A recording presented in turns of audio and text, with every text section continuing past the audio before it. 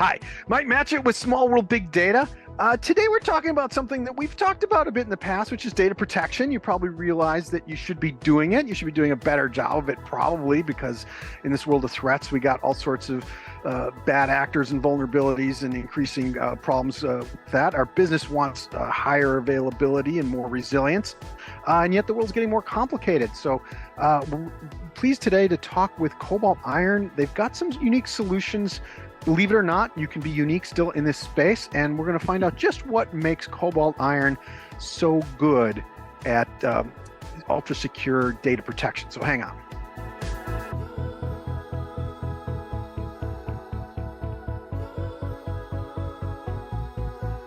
Hey, Greg, welcome to our show. Thank you, Mike. Good to be with you. I've worked with Cobalt Iron a bit in the past. I'm pretty familiar with what's going on there. So we're going to talk through this a little bit. Just first, before we dive into the details of why Cobalt Iron is more secure than a lot of other solutions or most other solutions out there, and I know you got all the details, just tell us a little bit about how you got involved in data protection. What drew you into this industry, and what gets you excited about it? Oh boy, well, this is my 42nd year in storage and data protection, all from the vendor side, and so I was with IBM for 36 years developing these solutions. And Cobalt Iron, as I looked around the industry over the last 5-10 years, Cobalt Iron was absolutely the most innovative technology emerging in enterprise backup that needs innovation. And so I about 5.5 years ago, I retired from IBM to come over to Cobalt Iron and help drive this beautiful solution to the industry.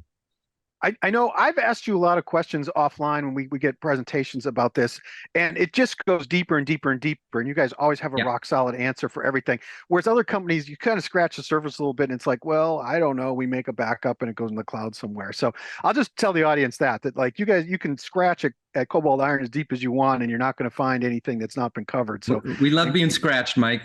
Yeah, on there. So I'll just preview that. So let's just at a high level. You've got a solution now you're calling Compass, and Compass does a lot of things, but why do customers just at a high level why aren't they happy with their existing data protection? Why do they look at Compass and say, oh, that's what we really need? Oh, great questions.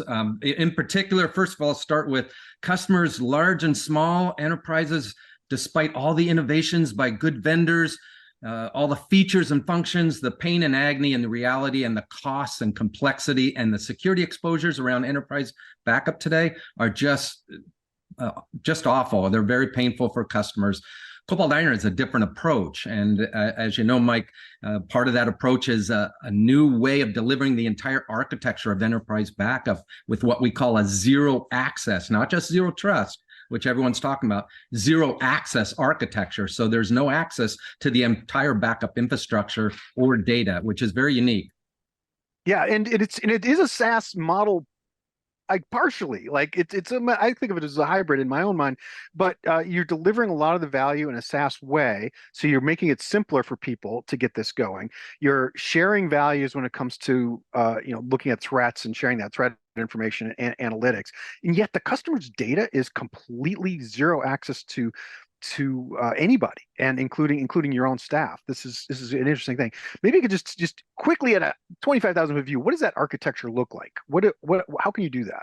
So as you said, Mike, it is delivered in a SaaS model, but not just the control from the cloud. It's sort of a multiple SaaS model in that also the actual deployment of the infrastructure for backup is delivered in a SaaS model. So it's almost like a TV, set that you get in, the cable set, and you just plug it in and turn it on, and it runs from there. And it is very unique. So it's not just the backup software that's delivered in a SaaS model, it's the entire backup infrastructure. So the compute, the operating system, the backup storage, the backup network, the backup server, software, the backup catalog, all of those things, are automated and kept current, governed end to end, and managed and automated. And coming back to a question that you asked previous that I might not have fully answered, there's really two reasons customers come to Compass. enterprise simplicity of those backup operations. It's just an easy button for enterprise with that SaaS model and the ongoing experience. And then the security with this architecture, there's just no entry points into the, not just the backup server software or the backup data, the entire backup infrastructure. And that's very unique. So that, I mean, that's really what you're describing, this idea of the cyber shield, I think you're explaining to me, and it has a couple parts to it. Just sketch that out. So yeah, and cyber shield represents all of the architecture, the security aspects of the Compass architecture, as well as the security features. And those include several major areas of cyber protection for customers. First of all, it's that cyber protection where there is no access to the backup data or the backup infrastructure or any of the normal attack patterns and openings and vectors that customers leave open, even in the most hardened environments. So cyber protection, and then very mature cyber detection. So Compass has a lot of very sophisticated analytics around what patterns it's looking for, not just operational, but over time, over domains. It's very, very mature compared to what we see elsewhere in the industry. And then cyber analytics at the end of that. So Compass has, and especially in the last year and a half, we've added tremendous cyber analytics. So impact analysis, identifying what systems potentially might have been hit, what kind of attack it was, identifying restore points in time, as well as restore objects that probably are suspect and need to be recovered. So all of those features and architecture, that zero access of the architecture, all of those are incorporated in what we call Compass Cyber Shield.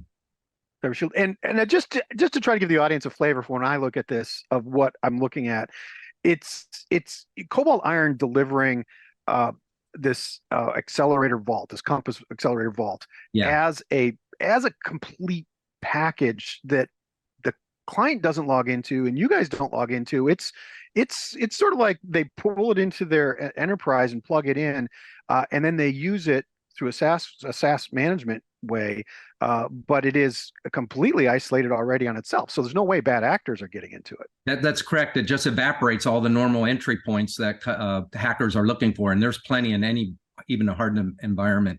And so that's what we call zero access. We have zero trust into the Compass commander interface, where you control your policies and your visibility into what's happening.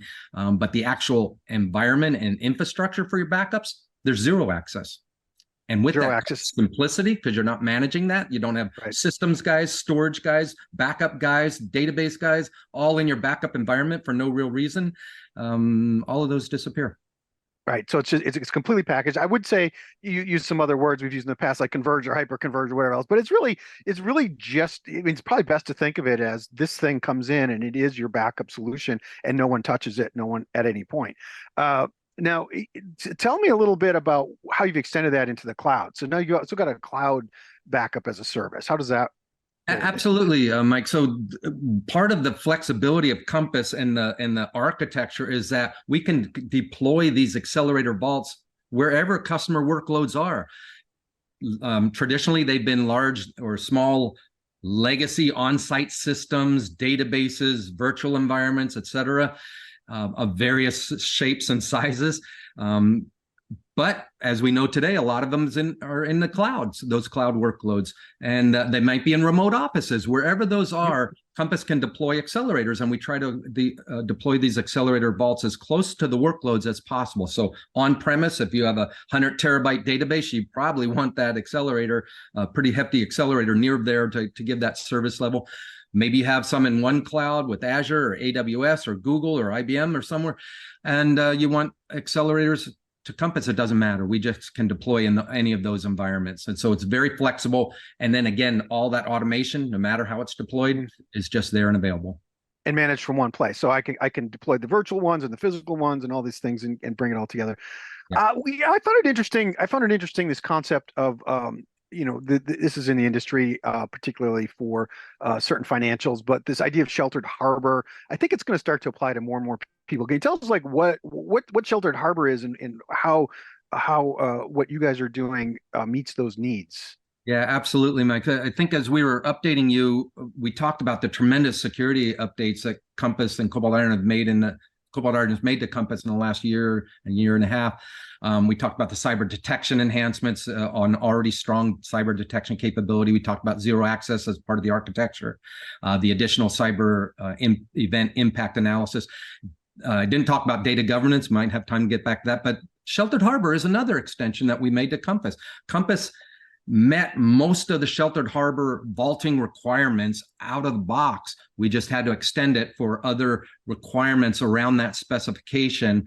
And Compass, Cobalt Iron did that, extended Cobalt Compass to do that in the last year. And that's very unique in the industry. And all financial organizations are starting to look at that as a standard moving forward.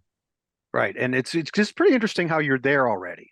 Yeah, I mean, you've got this, and other people are still working on it, going to be there. But for someone who's got these data protection solutions in the wild, working, established at a lot of Fortune 2000 companies, you already meet these requirements. Absolutely, and there with simplicity is one of the beauties, because others, one or two other solutions out there around this Sheltered Harbor vaulting. I can imagine if you start piecing and parting it together, you're going to end up with a pretty complex, nasty spider web of stuff. And it goes back to the architectures that exist in the enterprise backup market.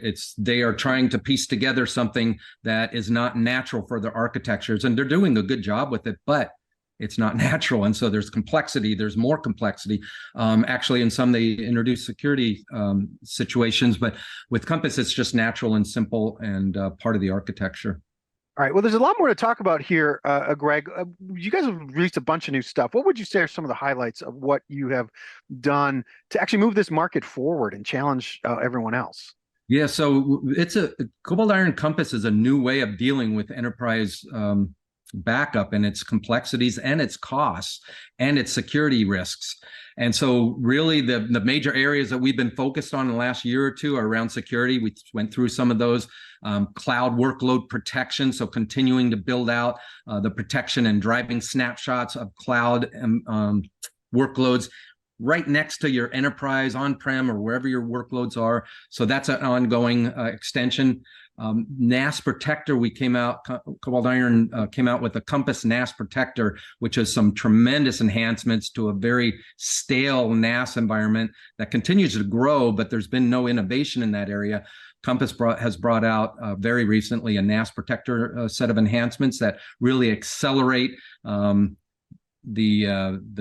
protection of NAS, large NAS environments, and inject with that acceleration also more flexibility and more policy driven at the object level capabilities around NAS and NAS protection. And then another area is Compass Migrator. So this is capabilities around migrating, allowing customers to migrate from legacy environments. A lot of customers are out there saying, I want to try something new. I have to try something new in the backup world. And they switch and then they find out, oh, I still have to keep my old thing I was trying to get rid of.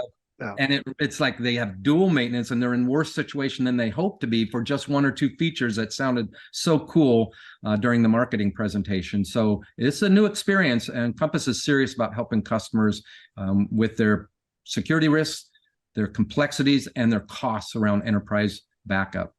And there's a lot more things too, and we don't really have time to get into it. Maybe you can come back, but there's some auditing help that you're giving people. There's some ransomware protection. You'd mentioned governance before. There's some enterprise search and indexing you're working on across all the objects that would be in there.